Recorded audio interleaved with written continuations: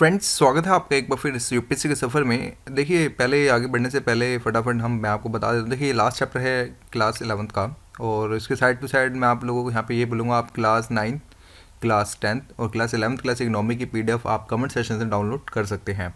Free of cost है मेरी तरफ से, और जैसे भी बस आप अपने एक तरह से कंसाइज वे में नोट्स हैं, तो जो एस्पिरेंट्स जिनको लगता है बुक काफ़ी ज़्यादा ओवरबर्डेड है, तो वो मेरे नोट्स भी पढ़ सकते हैं, काफ़ी हेल्पफुल रहेंगे। मैंने ऑलमोस्ट एवरीथिंग, सारे के सारे डायमेंशंस को जो मैंने यहाँ पे कवर किया है।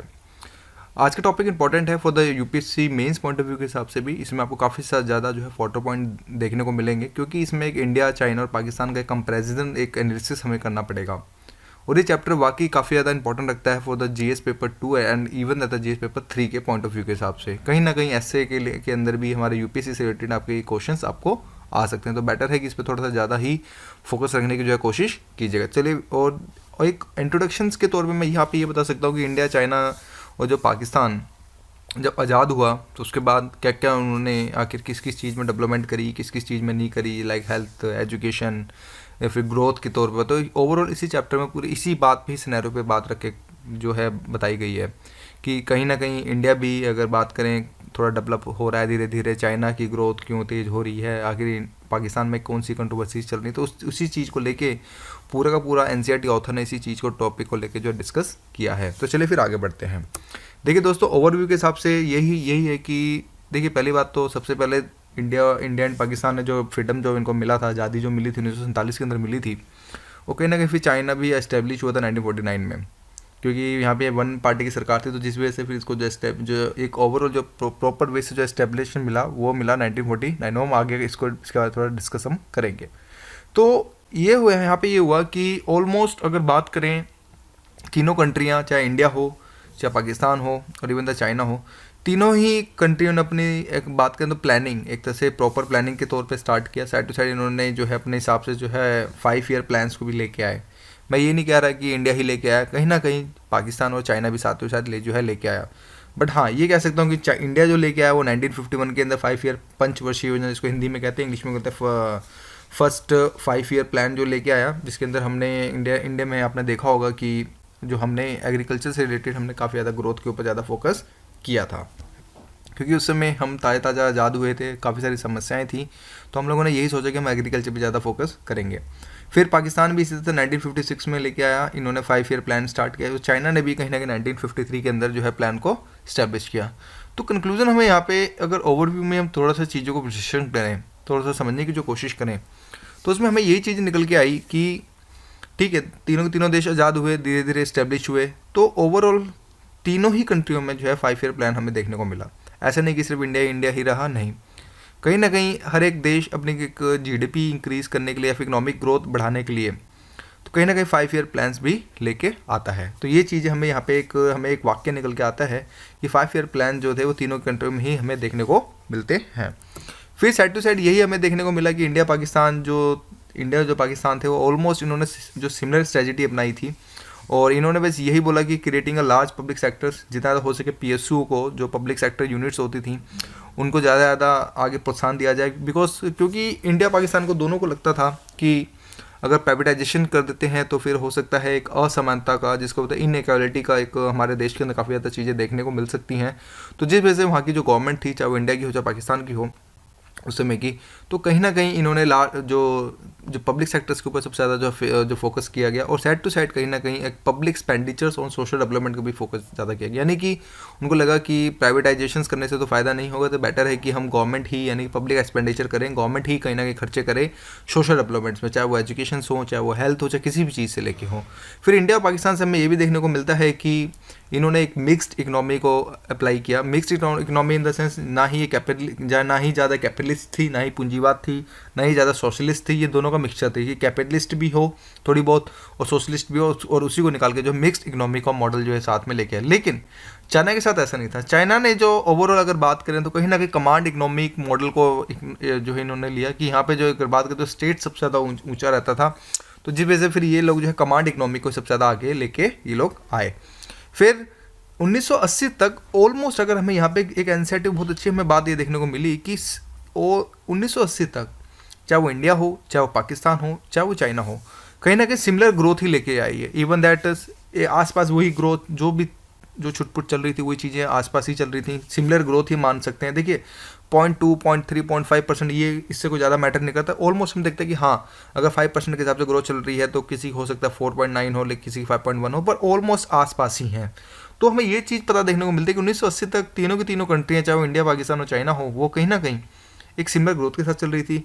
और side to side per capita income थी वो भी कहीं ना कहीं ऑलमोस्ट सेम ही थी सबकी, कि हाँ, कि अगर फॉर एग्जांपल अगर इंडिया में 1,000 रुपये पर कैपिटा इनकम है, तो इसी तरह चाइना और हमें पाकिस्तान में भी देखने को मिल रहा था। फिर इकोनॉमिक रिफॉर्म स्टार्ट हुए। चाइना ने सबसे पहले इकोनॉमिक रिफॉर्म लिए 1978 में। इन्होंने अपनी इकोनॉमिक को काफ़ी ज़्यादा कंट्रोल से काफ़ी ज़्यादा रिफॉर्म करना स्टार्ट किया। फिर पाकिस्तान ने 1988 के अंदर फिर रिफॉर्म स्टार्ट किए। और फिर देखा देखी जब लगा कि चाइना और पाकिस्तान अगर रिफॉर्म करे तो इंडिया पे भी थोड़ा कहीं ना कहीं इनडायरेक्टली प्रेशर बना। इंडिया के पीछे थोड़ी सी मजबूरी थोड़ी सी हमें देखने को मिलती है कि एक बता सकते, ये बोल सकते हैं कि दबाव पे हमने एक इकोनॉमिक रिफॉर्म किया, क्योंकि उस समय तेल की कीमतें बहुत ज़्यादा हो गई थी, हमारे पास फॉरेन रिजर्व ज़्यादा नहीं था, हम पीएसयू पे इतना ज़्यादा हम लोगों ने एक्सपेंडिचर कर दिया था, सोशल हेल्थ यानी सोशल एक्सपेंडिचर हमारा इतना ज़्यादा हो गया था कि हमारी रिसोर्सेज इतने ज़्यादा नहीं थे, लेकिन हमारा एक्सपेंडिचर बहुत ज़्यादा बढ़ गया था, जिस वजह से फॉरेन रिजर्व सिर्फ एक ही हफ्ते का बचा था, 1 से 2 हफ्ते का ही बचा था। तो जिस वजह से हमें मजबूरी में हम बोल सकते हैं कि हमें IMF और वर्ल्ड बैंक के आगे जाना पड़ा। फिर जिस वजह से हमें थोड़ा बहुत पैसा मिला, फिर हमने, लेकिन उन्होंने एक शर्त रखी थी कि ठीक है, हम आपको, वर्ल्ड बैंक और IMF वालों ने एक शर्त रखी थी कि हम आपको पैसा जरूर देंगे, लेकिन आपको अपनी इकोनॉमिक रिफॉर्म करनी पड़ेगी। जिस वजह से फिर इंडिया ने भी इकोनॉमिक रिफॉर्म स्टार्ट किया। जिनको नहीं पता इसके बारे में तो मेरे पुराने लेक्चर्स देख लीजिए, उसमें मैंने काफ़ी ज़्यादा एक्सप्लेन कर रखा है कि इंडिया ने भी क्यों रिफॉर्म लिया, क्यों, क्या रीजन से, प्रो एंड कॉन्स, मैंने सब कुछ उसमें बता रखा है। चलिए फिर डेवलपमेंट स्ट्रेटेजी हो तो पाकिस्तान के बारे में समझने की कोशिश करते हैं। देखिए पाकिस्तान ने भी इंडिया की तरह ही मिक्स इकोनॉमिक लेने इन्होंने मॉडल अपनाया। ना ही ये लोग कैपिटलिस्ट थे, ना ही सोशलिस्ट थे। पहली बात हमें यह चीज़ क्लियर हो गई, यानी कि इन्होंने भी ये सोचा कि ठीक है, थोड़ा सा एक कैपिटलिस्ट लेके चलते हैं, थोड़ा सा एक अगर बात करें तो थोड़ा सा हम एक सोशलिस्ट लेके चलते हैं, और इसी का एक मिक्स मॉडल निकाला इन्होंने भी, पाकिस्तान ने भी मिक्स इकोनॉमी अपनाई। क्योंकि उस समय वहाँ की भी देश की जो जनसंख्या थी काफ़ी ज़्यादा गरीब थी, उनको लगा कि प्राइवेटाइजेशन का अगर हाथ में देते हैं तो दिक्कत हो जाएगी, और अगर कहीं सोशलिस्ट ज़्यादा कर लेते हैं तो फिर कहीं ना कहीं इनकी पार्टी की तरफ भी दिक्कतें हो सकती हैं।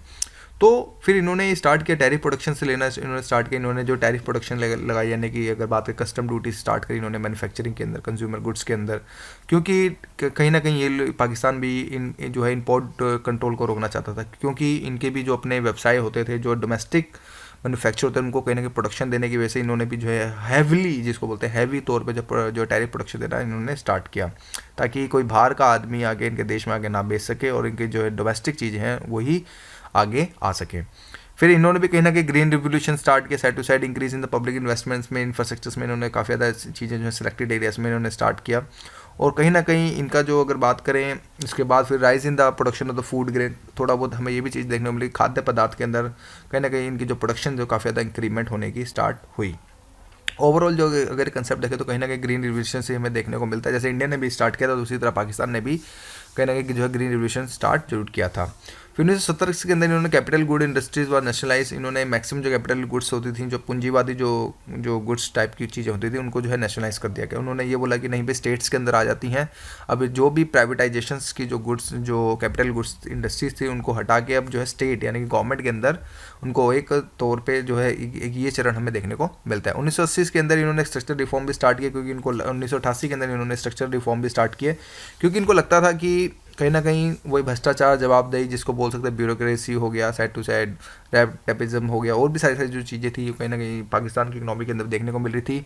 तो जिस वजह से फिर गवर्नमेंट को ये लगा कि भाई 1988 में, देखिए 1970s तक तो नेशनलाइज कर दिया गया, लेकिन फिर 1988 में इनको ये लगा कि नहीं, ये चीज़ें गलत हैं, क्योंकि गवर्नमेंट इतना ज़्यादा एक्सपेंडिचर नहीं कर पा रही है। तो फिर इन्होंने फिर डी नेशनलाइजेशन करना स्टार्ट किया, भाई मैक्सिमम जो कोटा था वो फिर प्राइवेटाइजेशन की तरफ आगे बढ़ने लग गया, और इन्होंने प्राइवेटाइजेशन को जो ज़्यादा PSU थे उनको भी प्राइवेटाइजेशन करना जो है स्टार्ट कर दिया। देखिए पाकिस्तान को साइड टू साइड ये भी बोल सकते हो कि फाइनेंशियल जो सपोर्ट होता है वो वेस्टर्न नेशंस की तरफ से ज़्यादा मिलता है, और कहीं ना कहीं जिसमें आप देख सकते हैं कि अमेरिका कहीं ना कहीं इनको, पाकिस्तान को जो ज़्यादा सपोर्ट करता था उस समय।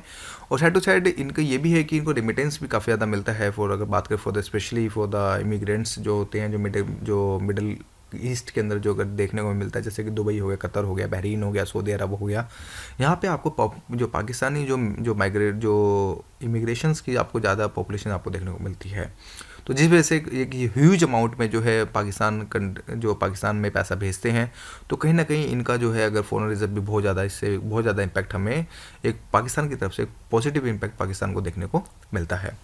साइड टू साइड इसी वजह से, जिस वजह से ये जब ये रेमिटेंस भेजते हैं तो ये काफ़ी ज़्यादा हेल्प करता है फॉर द, अगर बात करें फिर इकोनॉमिक पॉइंट ऑफ व्यू के हिसाब से पाकिस्तान की इकोनॉमी को, बिकॉज इनको डायरेक्ट डॉलर्स मिलते हैं। क्योंकि अगर आप इवन दैट अगर आप भी इंडिया से बाहर जाते हैं, अगर आप पैसा कमाते हैं, तो आप भले कोई सी भी करेंसी कमा लीजिए। लेट सपोज अगर आप दुबई जाते हैं तो आप दिराम कमाएंगे, अगर सऊदी जाते हैं तो रॉयल कमाएंगे, सिंगापुर जाते हैं सिंगापुरी डॉलर कमाएंगे, ऑस्ट्रेलिया तो ऑस्ट्रेलिया डॉलर कमाएंगे। लेकिन आपको ओवरऑल जो होगा वो डॉलर्स में, अगर इंडिया के जो फॉरेन रिजर्व है वो डॉलर्स में आता है, बिकॉज ये एक सिस्टम है। तो जिस वजह से इसी तरह से पाकिस्तान की इकोनॉमी को काफ़ी ज़्यादा इम्पैक्ट, एक बहुत बड़ा इम्पैक्ट हमें देखने को मिलता है। अगर हम ओवरऑल अगर हम आगे बढ़ें थोड़ा सा, इंडिया की तरफ थोड़ा सा आगे बढ़ें, तो हमें ये चीज़ें हमें देखने को मिलती हैं कि देखिए अगर इकोनॉमिक डेवलपमेंट स्ट्रेटजी देखें इंडिया की, तो इंडिया ने भी वही सेम पाकिस्तान की तरह ही मिक्स इकोनॉमिक अप्लाई, इन्होंने भी बहुत प्राइवेट सेक्टर्स की तरफ थोड़ा सा एलोकेटेड जो बिजनेस को आगे फॉरवर्ड किया, कि इन्होंने ये बोला कि नहीं ठीक है, हमारा दबाव ज़्यादा मैक्सिमम जो इंडिया गवर्नमेंट का था कि हम पब्लिक सेक्टर से ज़्यादा आगे बढ़ेंगे, लेकिन कहीं ना कहीं थोड़ी बहुत फ्रीडम, थोड़ी बहुत, ज़्यादा तो मैं नहीं कह सकता, तो कहीं ना कहीं प्राइवेट सेक्टर्स को भी जो है दी गई। मीन्स अगर बड़े सेक्टर्स की बात करें कि जिसके अंदर बहुत से, जिसके अंदर कैपिटल की आवश्यकता बहुत ज़्यादा थी, तो उसमें पब्लिक सेक्टर्स को आगे निकाला गया, प्राइवेट सेक्टर्स को कहीं ना कहीं थोड़ी बहुत आज़ादी, हल्की फुल्की आज़ादी मैं कैसे तो दी गई। साइड टू साइड अगर हम ये भी बोलें कि देखिए प्राइवेट सेक्टर्स और पब्लिक सेक्टर्स को कहीं ना कहीं डिफरेंट टाइप की स्टेब्लिश इंडस्ट्रीज़ के लिए भी जो है कंट्रोल किया गया, कहीं ना कहीं इनके रेगुलेशंस के तौर पे इंडिया की तरफ से, चाहे वो आपका MRTP आ जाए, चाहे कोई भी लॉ आ जाए, चाहे फेर आ जाए, फेमा आ जाए, इस तरह की रेगुलेशन से कहीं ना कहीं पूरी की पूरी इंडस्ट्रीज़ को कहीं ना कहीं रेगुलेट करने की जो है कोशिश करी गई। इसी तरह प्राइवेट सेक्टर्स को अगर हम बात करें तो कहीं ना कहीं मेजर पुश होते थे गवर्नमेंट की तरफ से, कहीं ना कहीं आगे किसी चीज़ को आगे बढ़ाने के लिए जो है जो फोकस जो किया जाता था वो प्राइवेट सेक्टर्स की तरफ किया जाता था, जिस वजह से एक पॉवर्टी और अनएम्प्लॉयमेंट का जो है जो ये खेल है इसको जो है ख़त्म किया जा सके। क्योंकि हमारे देश के अंदर आज के समय में काफ़ी ज़्यादा गरीबी और बेरोजगारी की तरफ काफ़ी ज़्यादा समस्याएं हैं, तो जिस वजह से प्राइवेट सेक्टर्स के अंदर ह्यूज इन्वेस्टमेंट्स किया गया, जिस वजह से ताकि ये प्राइवेट सेक्टर्स जो हैं कहीं ना कहीं डायरेक्टली इनडायरेक्टली पॉवर्टी और अनएम्प्लॉयमेंट को जो है ख़त्म करने की यहाँ कोशिश करें।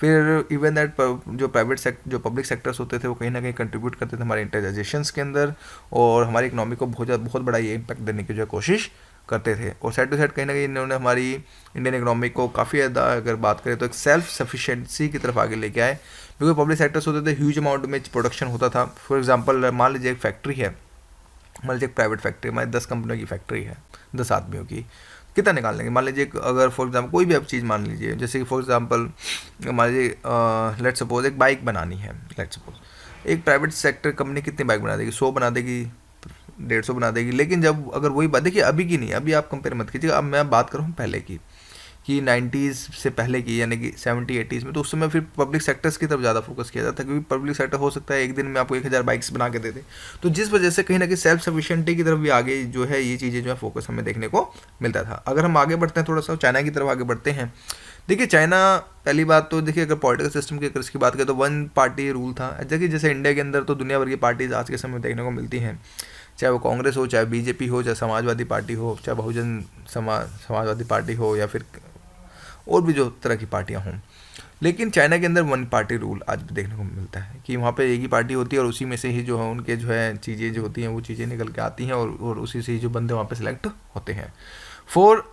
अगर बात करें all the critical sector of the economy enterprise in the land owned and operated by the individual were brought under the government control. तो चाइना के अंदर जो स्ट्रेटजी यही थी कि जो भी क्रिटिकल सेक्टर्स होते थे, फॉर एग्जाम्पल एंटरप्राइजेज हो गया, लैंड ओन्ड हो गया, या फिर ऑपरेटेड बाय द इंडिविजुअल्स हो गए, वो सारे के सारे जो है गवर्नमेंट ने अपने अंडर ले लिए थे। ये सबसे बड़ी खास बात। देखिए इंडिया ने और पाकिस्तान ने जो है मिक्स इकोनॉमी ली थी, लेकिन यहाँ पे चाइना के अंदर वन पार्टी रूल आ गया। फिर उसके बाद कहीं ना कहीं क्रिटिकल सेक्टर्स जो थे उसको कहीं ना कहीं गवर्नमेंट ने अपने अंदर जो टेक केयर करने, तो ये चाइना की बहुत एक डिफरेंट स्ट्रेटजी हमें देखने को मिली थी। साइड टू साइड कुछ ना कुछ प्रोग्राम, कुछ कैंपेन्स भी चलाए गए। लाइक प्रोग्राम ये था कि ग्रेट लीप फॉरवर्ड, एक प्रोग्राम इन्होंने स्टार्ट किया था कैंपेन 1958 में। इनका एक टारगेट ये था कि भाई चाइना में इंडस्ट्रियलाइजेशन एक मैसिव रोल पे लेके आना, यानी कि इनकी फिलॉसफी ये थी कि हर एक घर के पीछे एक इंडस्ट्री, छोटी या बड़ी जैसे भी होनी चाहिए। तो ये एक बहुत बड़ा इम्पैक्ट हमें देखने को मिलता है। इसी तरह people were encouraged to set up industries in their backyards में, तो जो मैंने आपको बताया। फिर 1965 में माओ तुंग आए थे एक, उन्होंने great population culture revolution start किया। इनकी फिलॉसफी ये थी कि स्टूडेंट प्रोफेशनल्स को जो था वो गांव में तरफ जो है जो गांव में भेजा जाए, ताकि वो उन चीज़ों को जो वर्क को सीख सकें, लर्न कर सकें। तो ये भी कहीं ना कहीं रूरल एरिया में हमें ये चाइना की तरफ से बहुत बड़ा इम्पैक्ट हमें देखने को मिलता है। फिर side to side in rural areas में फिर ये भी देखा communist system was started under which people collective cultivated land. एक कम्युनिस्ट सिस्टम स्टार्ट किया गया जिसके अंदर जो है, अगर हम बोल सकते हैं, जो पीपल जो कलेक्टिव कल्चर होते थे वो कहीं ना कहीं पीपल के अंडर के थ्रू ही जो कलेक्टिव किए जाते थे। फिर reform were introduce in the China in the phases में स्टार्ट किए गए इनिशियली। अगर बात करें इनिशिएटिव की, देखिए reform were initiated in the agriculture में पहले स्टार्ट किए, फिर फॉरेन ट्रेड्स में फिर foreign trade and the investment sectors में स्टार्ट किए गए, और in the latter phase reform were initiative of the industrialization. देखिए अगर हम यहाँ पे चीज़ों को देखें तो चाइना ने स्टेप टू स्टेप्स जो है रिफॉर्म स्टार्ट किया। ऐसा नहीं कि पूरी इकोनॉमी को एक साथ खोल दिया जैसे कि इंडिया पाकिस्तान ने किया, नहीं, इन्होंने स्टेप टू स्टेप्स ये अगर बात करें चाइना जो आगे निकला, पहले उन्होंने रिफॉर्म्स एग्रीकल्चर में किए, इन्होंने अपनी एग्रीकल्चर को इंप्रूव किया, फिर बाद में फॉरेन ट्रेड्स को इंप्रूव किया, फिर इन्वेस्टमेंट्स को कहीं ना कहीं इंप्रूव करने की कोशिश करी गई, फिर बाद में इन्होंने जो इंडस्ट्रियल्स की तरफ बहुत ज़्यादा जो है फोकस करने की कोशिश करी साइड टू साइड। फिर उन्होंने फॉरेन इन्वेस्टर्स को लूर करने के लिए, अट्रैक्ट करने के लिए अगर बात करें तो स्पेशल इकोनॉमिक जोन्स बनाए गए, भी ठीक है हम अपने देश के अंदर इकोनॉमिक जोन बनाते हैं ताकि आपको कोई टैक्सेस ना पे करना पड़े, आइए बनाइए और अपना पैसा लेके जाइए। पर कहीं ना कहीं इससे स्पेशल इकोनॉमिक जोन से ये फ़ायदा होता है कि वहाँ पे जो है अगर बात करें जो बेरोजगारों को खपाया जा सकता है, अनएम्प्लॉयमेंट को दूर किया जा सकता है, कहीं ना कहीं गवर्नमेंट को भी डायरेक्टली कोई ना कोई प्रॉफिट होता है, इंफ्रास्ट्रक्चर से रिलेटेड, टैक्सेस से रिलेटेड भी कहीं ना कहीं थोड़ा बहुत तो छुटपुट फ़ायदे होते ही हैं। तो जिस वजह से ये बोल सकता हूँ कि जिस वजह से चाइना के अंदर ये आज के समय जो फॉरेन इन्वेस्टमेंट बहुत ज़्यादा ह्यूज हमें देखने को मिलता है। एनसीटी हमें यहाँ पर यही बता के जाता है। अगर हम थोड़ा सा एक कंपैरेटिव स्टडी करें इंडिया की, पाकिस्तान की और चाइना की, तो हमें क्या क्या चीज़ हमें निकल के आती हैं, तो वो हम थोड़ा फटाफट देख लेते हैं। कि देखिए डेमोक्रेटिक इंडिकेटर्स की अगर बात करें, लाइक भाई पॉपुलेशन से रिलेटेड हमें क्या क्या चीज़ देखने को, देखिए population of Pakistan is very small. अगर हम बात करते हैं इंडिया पाकिस्तान और चाइना में अगर देखें तो चाइना जो पाकिस्तान की जो पॉपुलेशन बहुत ज़्यादा ही स्मॉल है। रफली अगर बात करें तो 1/10 है चाइना और इंडिया से। लेकिन China is the largest nation of the geographic among the three, its density is the low. और हमें ये भी चीज़ देखने को मिलती है कि चाइना के अंदर जो है, ठीक है लार्जेस्ट नेशन हमें देखने को मिलता है पॉपुलेशन में, लेकिन कहीं ना कहीं डेंसिटी अगर बात करें इसकी काफ़ी ज़्यादा लो हमें देखने को मिलती है। फिर इधर population growth in the highest in the Pakistan, जो जनसंख्या की जो वृद्धि दर है वो कहने पाकिस्तान में सबसे ज़्यादा है, फॉलोड बाय द फिर इंडिया, फिर उसके बाद इंडिया में सबसे ज़्यादा कम हमें जो पॉपुलेशन की जो ग्रोथ देखने को वो हमें चाइना में ही देखने को मिलती है। फिर one child norm which was introduce in China in the late 90। देखिए चाइना के अंदर 1970 के आसपास जो है एक वन चाइल्ड एक रिफॉर्म स्टार्ट किया गया। उन्होंने ये बोला कि एक परिवार एक बच्चा, ये स्पेशली जो चाइना की पॉलिसी होती थी, क्योंकि उन्होंने ये बोला कि भाई ठीक है दो फैमिली जब आपस में मिलती है तो एक बच्चा ही ज़्यादा रख सकते हैं, लेकिन इंडिया और पाकिस्तान के अंदर ऐसा है ही नहीं।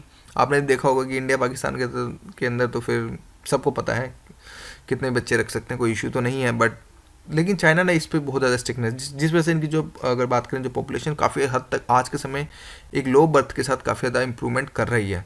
तो जिस वजह से कहीं ना कहीं जिस वजह से चाइना के अंदर जो है एक लो पॉपुलेशन ग्रोथ हमें चीज़ें जो देखने को मिलती हैं इसी की जैसे। But these major led to the decline the sex ratio, that is the proportion of female पर कहीं ना कहीं हमें फिर ये भी देखना पड़ता है सेक्स रेशो एज पर द फीमेल्स के हिसाब से 100 मेल्स में भी काफ़ी ज़्यादा दुविधा हमें देखने को मिलती है। जैसे कि अगर बात इसमें एग्जांपल देके भी तौर पर समझाया गया कि sex ratio is the low and the based again the female in all 3 countries.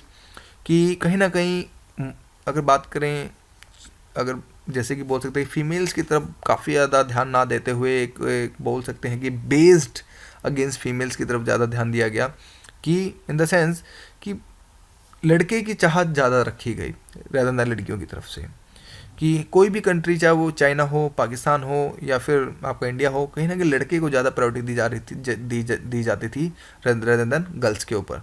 तो कहीं ना कहीं सन प्रेफरेंस की तरफ भी ज़्यादा फोकस हमें देखने को ये कंट्रीज़ हमें देखने को मिलती है। फिर fertility rate is low in the China and very high in the Pakistan. हमें ये देखने को मिलता है कि फर्टिलिटी जो रेट होती है वो चाइना में काफ़ी कम देखने को मिलती है। और कहीं ना कहीं अब ये सारे दोस्तों देखो फर्टिलिटी रेट ये सब ये मैं ऑलरेडी कंसेप्ट में क्लियर करा चुका हूँ सीरीज़ के अंदर, तो आप ये मत बोलिएगा कि सर आप दोबारा नहीं पढ़ा रहे। देखिए दोबारा पढ़ाएंगे तो लेक्चर बहुत ज़्यादा लंबा हो जाएगा।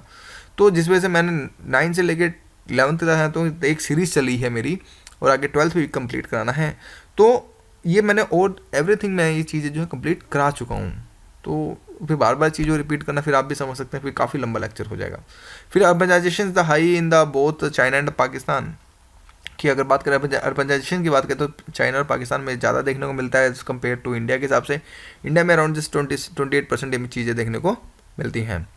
इसी जैसे अगर ग्रॉस डोमेस्टिक प्रोडक्ट की तरफ बात करें और सेक्टर्स में अगर हम देखें तो देखिए चाइना की एवरेज ग्रोथ हमें 9.5 देखने को मिलती है। अगर हम आज का डेटा हटाएं, अगर हम एनसीडी को पकड़े तो 9.5 के परसेंट के हिसाब से काफ़ी ज़्यादा देखने को मिली थी।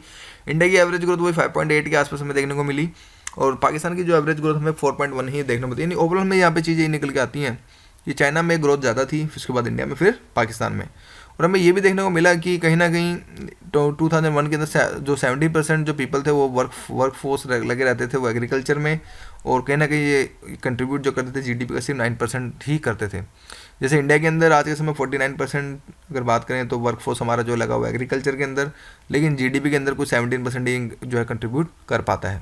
इसी तरह India and the Pakistan the contribute the agriculture sector से अराउंड 19% 21, ये डेटा पुराना है बट आज के समय मैंने आपको बता दिया। और इसी तरह दोस्तों और भी सारे figures and numbers and figures like in India में about 56% engage in the agriculture sector. ये पुराना डेटा क्योंकि एनसीटी में पुराना ही बता रखा है तो मैंने उसी चीज़ को लिया है। और while in Pakistan this figure is about the 45%। अगर हम देखिए कंपैरेटिव स्टडीज़ की बात करें थोड़ा सा देखिए, और इसमें हमें ये चीज़ें देखने को मिलती हैं कि देखिए चाइना में मैन्युफैक्चरिंग कंट्रीब्यूट्स जीडीपी का 47% हमें देखने को मिलता है अगर हम कंपेयर करते हैं इंडिया और पाकिस्तान से। और इसी तरह अगर सर्विस सेक्टर्स में देखें हमें, अगर हम सर्विस सेक्टर्स देखें कि लाइक इंडिया का और इसका पाकिस्तान का, तो हमें कुछ 50% के आसपास हमें जीडीपी के अंदर देखने की चीज़ें हमें देखने को मिलती हैं। लेकिन हमें ये भी चीज़ देखने को मिलती है कि देखिए चाइना ने जो फॉलो किया था क्लासिकल डेवलपमेंट स्टार्ट किया, इन्होंने पहले स्टार्ट किया एग्रीकल्चर से, फिर उसके बाद ये लोग आए मैन्युफैक्चरिंग में, फिर ये उसके बाद आए सर्विस सेक्टर में। लेकिन इंडिया के साथ ऐसा नहीं, इंडिया पाकिस्तान डायरेक्ट क्या हुआ, इन्होंने एग्रीकल्चर से लेकर डायरेक्ट जो ये लोग हैं सर्विस सेक्टर की तरफ कूद गए। आज भी देखते होंगे हमारे पास जो है मैन्युफैक्चरिंग से रिलेटेड काफ़ी ज़्यादा प्रॉब्लम हमें देखने को मिलती है, जिस वजह से मैं ये कह सकता हूँ कि एग्रीकल्चर टू सर्विस सेक्टर ये सिर्फ इंडिया पाकिस्तान की तरफ से ही हुआ है। लेकिन चाइना के अंदर ये पहले एग्रीकल्चर पे आए, फिर मैन्युफैक्चरिंग, फिर सर्विस सेक्टर पर भी इनका ज़्यादा जोर हमें देखने को मिलता है। देखिए अगर 1980 की अगर हम बात करें, देखिए workforce in the service sectors के अंदर हमें ये चीज़ें देखने को मिलती है। 1980 की सर्विस सेक्टर की बात करें, इंडिया के अंदर कुछ 70% थे 1980 में, चाइना के अंदर 12% था, और पाकिस्तान के अंदर 27% था वर्कफोर्स से रिलेटेड। लेकिन अगर 2011 की बात करें तो कहीं ना कहीं चाइना जो इंडिया के अंदर 25% हुआ, चाइना के अंदर 33% हुआ, पाकिस्तान के अंदर जो है 35% हमें वर्कफोर्स हमें चीज़ें देखने को मिलती हैं 2011 के डेटा के हिसाब से। इसी तरह China growth in the mainly contributed by the manufacturing sectors, whereas India and the Pakistan, इनका जो ग्रोथ देखिए चाइना की अगर बात करें तो कहीं ना कहीं हमें मैन्युफैक्चरिंग सेक्टर्स की तरफ ज़्यादा ध्यान देता है, और लेकिन और इंडिया और पाकिस्तान की अगर हम बात करें तो कहीं ना कहीं ये जो है सर्विस सेक्टर की तरफ आज के समय जो ज़्यादा जो ध्यान दे रहे हैं।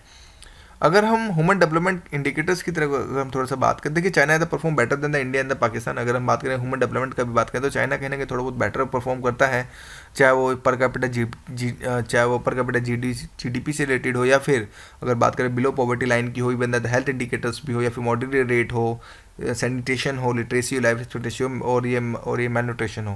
क्योंकि आप भी अगर देखें जैसे एचडीआई की रिपोर्ट आती है तो कहीं ना कहीं चाइना इंडिया पाकिस्तान से ऊंचा ही रहता है, क्योंकि इंडिया की गरीबी अभी इतनी ज़्यादा कम नहीं हुई जितना कि चाइना ने कर चुका है। चाइना में काफ़ी ज़्यादा ऑलमोस्ट अगर बात करें तो 8 से 10% के हिसाब से आज के समय लेटेस्ट तौर पे गरीब बच्चे हैं, लेकिन इंडिया के अंदर भी आज के समय ह्यूज हमें देखने को मिलता है। इसी तरह हेल्थ इंडिकेटर्स भी काफ़ी ज़्यादा इन्होंने जो है अपने आप को जो है लिटरेसी में काफ़ी ज़्यादा जो है कंट्रीब्यूट किया है। ओवरऑल अगर हम बात करें कि Pakistan is ahead of the India is reducing proportion of people below the poverty line, and also it perform the transportation labor from agriculture sector to industrial sector, access to water is better than India। देखिए पाकिस्तान की अगर हम बात करें तो कहीं ना कहीं इंडिया से अगर प्रोपोर्शन की बात करें, रेशियो में बात करें, तो इन्होंने भी अपनी पॉवर्टी लाइन जो है जो गरीबी है बहुत ज़्यादा कम करी है एज पर अगर हम इंडिया से कंपेयर करें। और इवन द लेबर फोर्स जो आज के समय है वो एग्रीकल्चर से सेक्टर से शिफ्ट होकर काफ़ी ज़्यादा जो है इंडस्ट्रियल सेक्टर की तरफ आगे बढ़ रही है। और पाकिस्तान के अंदर बात करें तो पानी जो है साफ़ सुथरा मिलता है एज पर अगर हम कंपेयर करें इंडिया से। तो कहीं ना कहीं इंडिया अगर बात करें तो पाकिस्तान से कहीं ना कहीं थोड़ा बहुत अहेड है, लाइक एजुकेशन सेक्टर्स में, हेल्थ सेक्टर्स में। आज भी काफ़ी ज़्यादा पाकिस्तानी जो पीपल्स होते हैं हमारे इंडिया में आते हैं इलाज कराने, क्योंकि उनको सस्ता पड़ता है। और इवन दैट इंडिया का तो एजुकेशन सेक्टर काफ़ी ज़्यादा उमदा है आज अगर कंपेयर करें पाकिस्तान से, तो काफ़ी ज़्यादा उमदा चीज़ें हमें देखने को मिलती हैं। तो ओवरऑल हमें ये चीज़ देखने को मिलती है कि India and Pakistan are ahead of China in providing improved water sources. यानी हमें ये चीज़ देखने को मिलता है कि इंडिया एंड पाकिस्तान जो है जो चाइना से काफ़ी ज़्यादा इम्प्रूव करता है। अगर बात करें वाटर रिसोर्सेज की तौर पे काफ़ी ज़्यादा इम्प्रूव्ड वाटर रिसोर्सेज हमें देखने को मिलता है। अगर कंक्लूजन के तौर पे हम चीज़ों को देखें तो हमें ये चीज़ मिलता है कि देखिए India perform moderately as as as it clear from like कि एक मॉडरेट लेवल पे मैं बोल सकता हूँ कि हाँ ना ज़्यादा ख़राब आगे डेवलपमेंट हुई, ना ज़्यादा ही बहुत बढ़िया डेवलपमेंट हुई। पर ये कह सकते हैं कि majority people still dependent on the agriculture infrastructure is lacking as many part of the country. Infrastructure से रिलेटेड बात की काफ़ी ज़्यादा प्रॉब्लम्स हमें देखने को मिलती हैं। और साइड टू साइड अगर हम ये भी देखें कि ऑलमोस्ट अराउंड 18 to 22% के हिसाब से देखें जो हमारी आज के समय जो पॉवर्टी लाइन के ऊपर हमारे देश की जनसंख्या जो रहती है, यानी कि गरीबी जो हमारे देश के अंदर 18 से 22% के बीच के अंदर जो पॉवर्टी लाइन के नीचे ही रहती है अगर हम बात करें तो। पाकिस्तान के अंदर ये बोल सकते हैं कि पाकिस्तान हैज़ परफॉर्म पुअरली। काफ़ी ज़्यादा रीजंस हैं आज के समय पाकिस्तान काफ़ी ज़्यादा परफॉर्म पुअरली कर रहा है, बिकॉज पॉलिटिकल इंस्टेबिलिटी है, कभी कुछ हो जाता है कभी कुछ हो जाता है। और इसी तरह वॉलेटिस performance of the agriculture sectors का भी इनका जो है बहुत ज़्यादा बुरा हाल है। ओवर डिपेंडेंस ऑन रिमिटेंस के ऊपर इनका काफ़ी ज़्यादा डिपेंडेंस जो है चीज़ें रही हैं। इसी तरह growing depend on the foreign loans, और कहीं ना कहीं फॉरेन लॉन्स की तरफ इनका काफ़ी ज़्यादा बैक टू बैक लोन्स फिर पे करने पड़ते हैं इंटरेस्ट रेट के हिसाब से। तो कहीं ना कहीं ये डिपेंडेंस हमें देखने को मिलती है। तो अगर बात करें चाइना की देखें तो success in rises the level of the growth along with the evolutions of the poverty, यानी कि इन्होंने इस ग्रोथ को आगे इंप्रूव किया। साइड टू साइड अगर बात करें तो पॉवर्टी को कहीं ना कहीं कम करने की जो यहाँ पे कोशिश करी गई है। और इन्होंने जो market mechanisms to create additional social economic opportunity without political commitment, इन्होंने मार्केट को हमेशा आगे रखा क्योंकि इनको लगा कि मार्केट में इतना प्रॉफिट कर दो ताकि लोगों के पास छन्ने की तरह छन छन के लोगों के पास पैसा पहुँच जाए। तो कहीं ना कहीं जिस वजह के कारण ये भी बोल सकते हैं कि कहीं ना कहीं चाइना के अंदर काफ़ी ज़्यादा गरीबी कम हुई है विदाउट एनी पॉलिटिकल कमिटमेंट के हिसाब से। कि पॉलिटिकल कमिटमेंट हम जैसे इंडिया के अंदर पॉलिटिकल कमिटमेंट हम गरीबी खत्म करेंगे, हम देश का विकास करेंगे, चाहे कोई भी पार्टी हो, चाहे एनडीए हो, चाहे कांग्रेस हो, चाहे कोई भी पार्टी हो, लेकिन होता कुछ और ही है। तो लेकिन चाइना ने अपने जो है मैकेनिज्म प्रॉपर्टी अगर बात करें तो कहीं ना कहीं बात करें तो इन्होंने एक इकोनॉमी की तरफ जो है आगे लेके गए हैं। फिर by retaining collective ownership of the land and allowing individual of the cultivate land, China has insure social security in the rural area. China ने कहीं ना कहीं सोशल सिक्योरिटी की तरफ भी इंप्रूवमेंट करने की स्टार्ट किया गया। और public intervention in the providing social infrastructure, और कहीं ना कहीं सोशल इंफ्रास्ट्रक्चर्स को भी इम्प्रूव किया गया। Side to side human development indicators को भी काफ़ी ज़्यादा इम्प्रूव इन्होंने चाइना ने किया। तो दोस्तों ये ओवरऑल अगर बात करें तो मेरी आज 11th क्लास की एनसीईआरटी फिनिश होती है। इसकी पीडीएफ फाइल आप डाउनलोड कर लीजिएगा। बाकी 12th क्लास की जो सीरीज़ को हम सून स्टार्ट करेंगे। So guys thank you for watching my video.